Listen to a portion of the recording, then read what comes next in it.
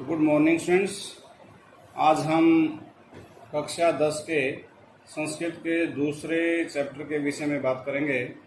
Chapter का नाम है बुद्धि बलवती सदा। बुद्धि, बुद्धिया, मति, बलवती, बलशाली, सदा, हमेशा। कि बुद्धि हमेशा शक्तिशाली होती है, बलशाली होती है। क्योंकि जो कार्य हम शक्ति से नहीं कर सकते वो कार्य हम बुद्धि से कर सकते हैं।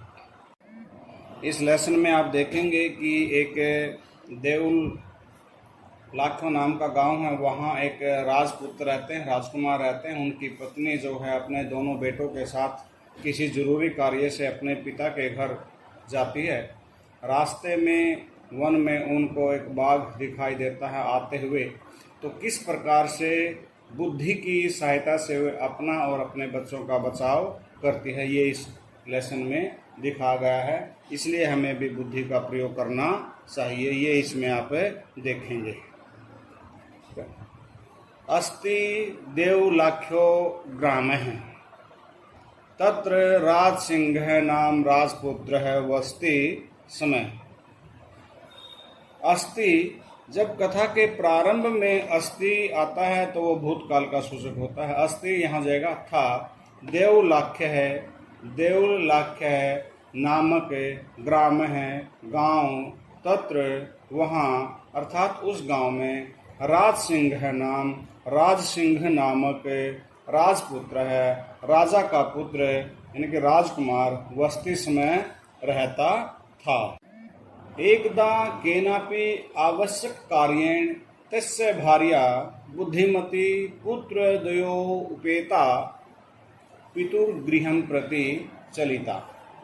एकदा, एक बार, केनापि, किसी भी, आवश्यक कार्येण, आवश्यक कार्य से, तस्य, उसकी, अर्थात उस राजकुमार की, भार्या, पत्नी, और कैसी, बुद्धिमती पत्नी, पुत्र द्वयो उपेता, दोनों पुत्रों सहित, पितुः गृहम, पिता के घर की ओर, प्रति, और चलिता, चल पड़ी। अर्थात किसी आवश्यक कार्य से वह दोनों पुत्रों के साथ, दोनों बेटों के साथ पिता के घर की ओर चली। मार्गे गहन कानने सा एकम व्याघ्रम ददर्श। मार्गे, रास्ते में, गहन, गहरे, कानने, वन में, सा, उस बुद्धिमती महिला ने, एकम व्याघ्रम ददर्श, एक बाघ को देखा।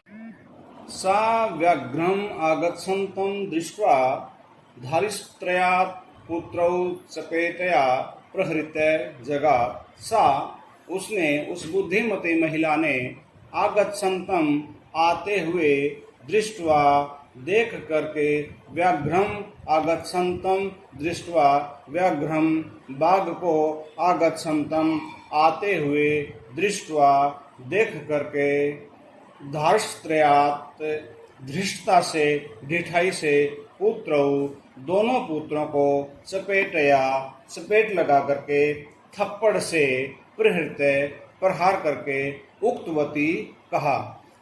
कि उस महिला ने बाघ को अपनी ओर आते हुए देख करके ढिठाई के साथ, दृढ़ता के साथ, दोनों पुत्रों को थप्पड़ लगाते हुए कहा।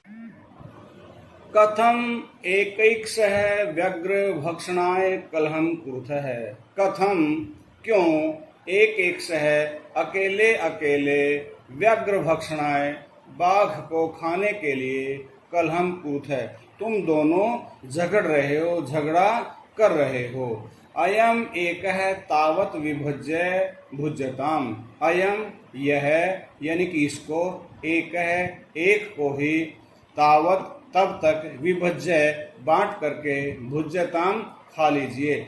अर्थात इस एक को ही बांट करके, आपस में बांट करके, बंटवारा करके खा लीजिए। पश्चात अन्य द्वितीय कश्चित लक्ष्यते। पश्चात, बाद में, अन्य है, द्वितीय है, कोई दूसरा, कश्चित, कोई, लक्ष्यते, देखा जाएगा। अर्थात जब कोई बाद में दूसरा दिखाई देगा तब आपको दूसरा मिल जाएगा। जब तक कोई दूसरा बाघ नहीं मिलता तब तक आप दोनों इसी बाघ को ही बांट करके खा लीजिए। इति श्रुत्वा व्याघ्रमारी काचिद इयम इति मत्वा व्याघ्र भयाकुलः चित्तः नष्टः। इति इस प्रकार श्रुत्वा सुन करके, अर्थात जो उस महिला ने अपने पुत्रों को कहा उनकी बातों को सुन करके, व्याघ्र काचिद इयम इति मत्वा व्याघ्रमारे बाघ को मारने वाले, काचिद कोई, इयम यह, इति ऐसी, अर्थात कोई यह निश्चित रूप से बाघ को मारने वाली है, इति मत्वा ऐसा मान करके, व्याघ्र बाघ भयाकुल चित्त है, भय से व्याकुल होकर के, त्रस्त होकर के, अर्थात डर करके, नष्ट है। ऐसे नष्ट शब्द का अर्थ होता है नष्ट हो गया, लेकिन यहाँ अर्थ उसका पलायित है, दौड़ गया, वह डर करके वहां से भाग गया। निज बुद्धया सा मुक्ता विमुक्ता सा भयात व्याघ्रस्य भामिनी, अन्यो अपि बुद्धिमान लोके विमुच्यते महतो भयात। एक एक शब्द कर देखेंगे। निज बुद्धया, अपनी बुद्धि से, विमुक्ता, विमुक्त हो जाते हैं, अर्थात हम अपनी रक्षा कर सकते हैं, उस किसी प्रकार के संकट से हम अपने आप को बचा सकते हैं। भयात व्याघ्र से, भयात भय से, व्याघ्र से बाघ के, भयात भय से, कि हम अपनी बुद्धि के सदुपयोग से बाघ के भय से अपने आप को बचा सकते हैं। भामिनी, क्रोध महिला युक्ता, कि सा क्रोध भामिनी, कि वह क्रोध से युक्त महिला ने, व्याघ्र से बाघ के, निज बुद्धया अपनी बुद्धि से, विमुक्ता वो विमुक्त हो गई, अर्थात उसने अपने आप को और अपने बच्चों को उस बाघ के भय से बचा लिया। अन्य अपरः अपि भी बुद्धिमान ज्ञानवान लोके, इस संसार में, विमुच्यते विमुक्त हो जाता है, अर्थात अपनी रक्षा कर सकता है, महतः महान, अर्थात बहुत अधिक, भयात भय से, अर्थात जिस प्रकार से उस महिला ने स्वयं को और अपने बच्चों को उस बाघ के भय से बचा लिया, उसी प्रकार से कोई भी दूसरा बुद्धिमान व्यक्ति भी इस संसार में अपने आप को और दूसरों को भी बुद्धि के सदुपयोग से इस भय से बचा सकता है।